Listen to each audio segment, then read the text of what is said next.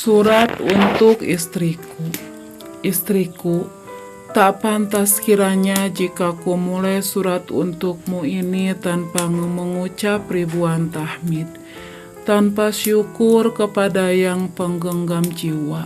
Sebab akhirnya dia berkenan juga mengizinkanku melafalkan janji suci di hadapan orang tuamu, memberiku kesempatan untuk mengutuhkan separuh agamanya.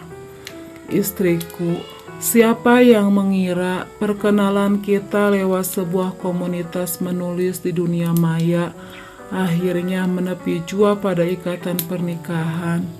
Siapa sangka berawal dari saling memberi berawal dari saling memberi komentar atas karya masing-masing, berujung pada bersemainya bunga cinta di dalam dada kita.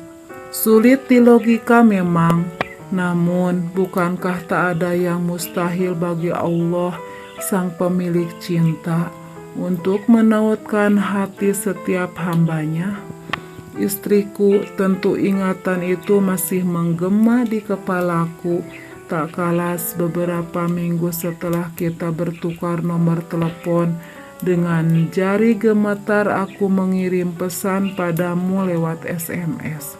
Bagaimana kalau kita lanjutkan persahabatan ini ke arah yang lebih serius?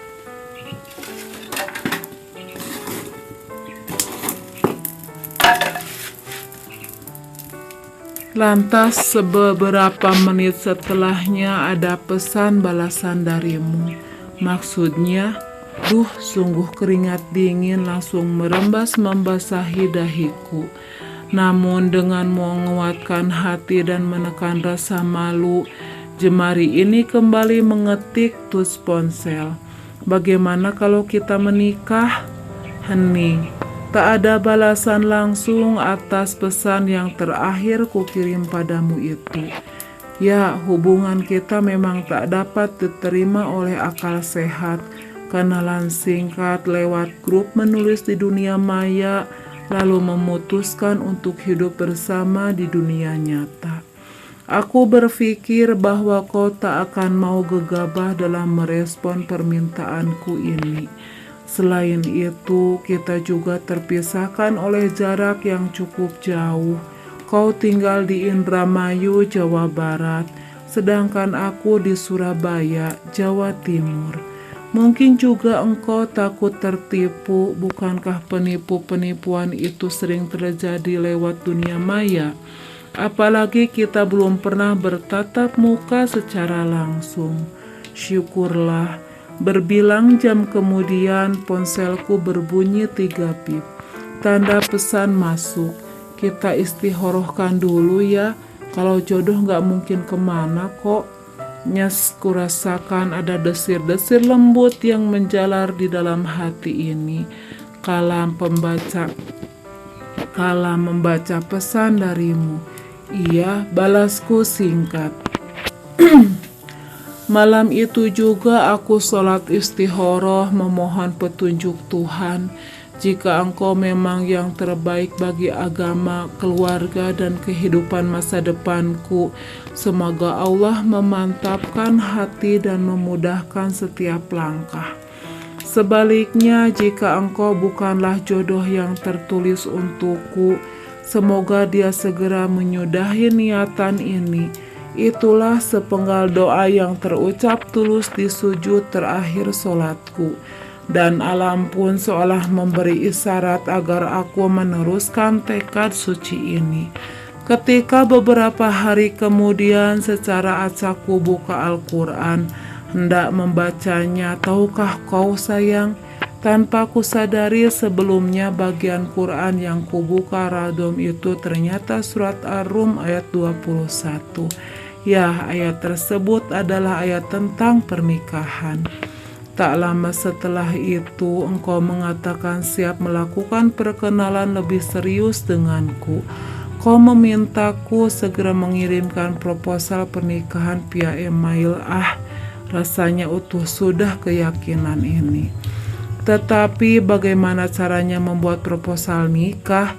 Itulah pertanyaan yang pertama kali menggantung di kepala ini. Aku belum pernah buat proposal seperti itu sebelumnya. Apakah proposal nikah sama dengan proposal kerja?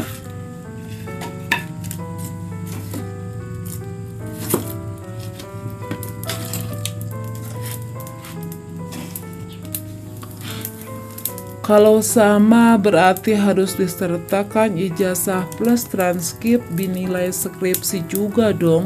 Apa perlu ku kasih akta kelahiran pula? Kamu serius nggak sih? Ucapanmu gemas menanggapi pertanyaanku tentang proposal nikah lewat telepon. Iya, aku serius, aku gelagapan. Dan sejak itu bergelilialah aku menghubungi teman-teman yang sudah berumah tangga, hendak bertanya bagaimana cara membuat proposal nikah. Ternyata membuat proposal nikah itu tak serumit yang kubayangkan. Cukup pasang foto terganteng, kemudian tulis nama, tanggal lahir, alamat lengkap dengan kode pos juga hobi dan visi misi menikah. Kalau saja tak takut engkau marah lagi, ingin rasanya aku sertakan profil makanan dan minuman favorit sekalian. Meski kurus, aku kan doyan makan, hihihi. Oh iya, ingatkah engkau kasih? Beberapa saat setelah aku mengirim proposal nikah, kau langsung bertanya apakah aku memiliki penyakit menular. Apakah Panu termasuk penyakit menular? Aku balik tanya dan kau pun marah-marah lagi. Kamu serius gak sih? Duh, ya sudah, kalau begitu aku urus dulu Panu yang sekian lama menempel di punggung ini. Tahukah engkau istriku, pernah di suatu pagi tiba-tiba aku tertimpa kegalauan setelah membaca buku yang mengatakan bahwa jangan pernah menjalin hubungan cinta dengan orang yang jaraknya lebih dari 800 km. Percuma, tidak akan berhasil. Itulah sebabnya aku langsung bertanya padamu berapa jarak Indramayu Surabaya. Engkau menjawab sekitar 700 km. Mungkin, untunglah kurang 100 km lagi. Lapang sudah dadaku. Genap 15 hari setelah kita bertukar proposal nikah, engkau menantangku agar segera menemui ayahmu, meminta kepastian apakah aku memang serius dengan rencana pernikahan ini. Baiklah, aku akan datang, jawabku.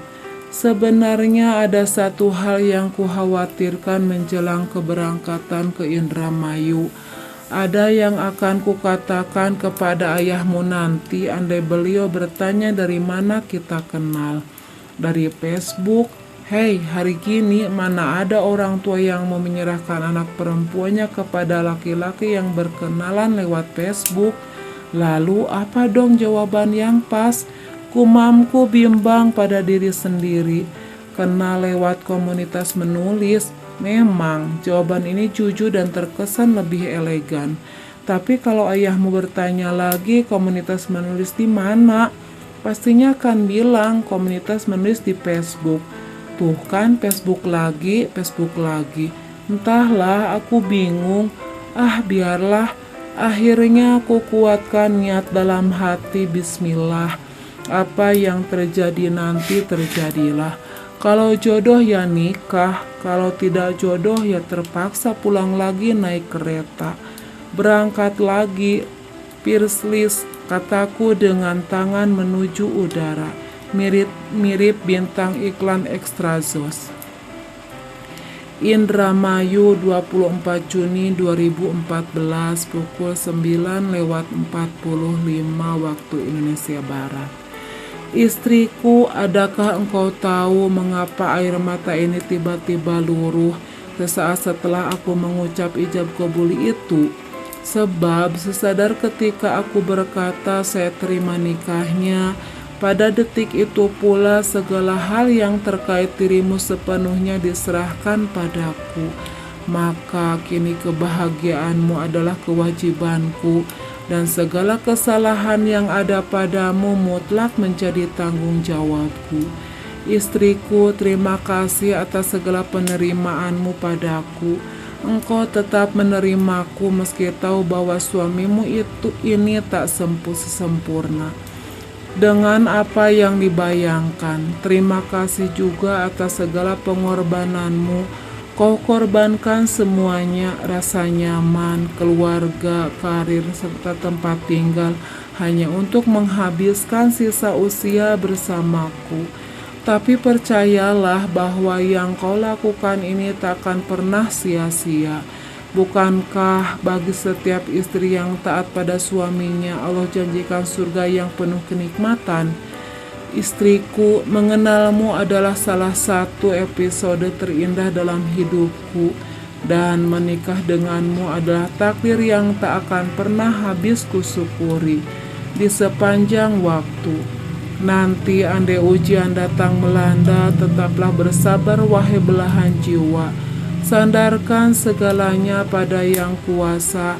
Moga ikatan suci yang terjalin ini mendapat ridho dari Ilahi, hingga kita reguk bahagia dalam setiap langkah ini.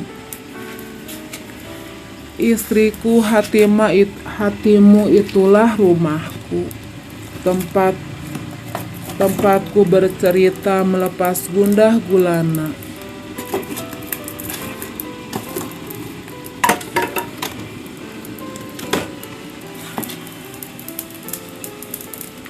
Senyummu adalah satu-satunya alasan mengapa aku selalu rindu agar cepat kembali pulang ke rumah. Terima kasih, sekali lagi kuucap terima kasih padamu, duhai Sang Penggenap agama. Aku berdoa semoga Allah tetap menautkan hati kita dalam ketaatan, terus menumbuhkan rasa sayang ini dengan celupan rahmat-Nya, agar subur, membunga, dan mewangilah benih cinta yang ada di dalam dada kita berdua, hingga kelak kita dapat tersenyum bahagia melihat rimbunya taman bunga cinta yang telah kita rawat bersama sampai akhir usia, insya Allah.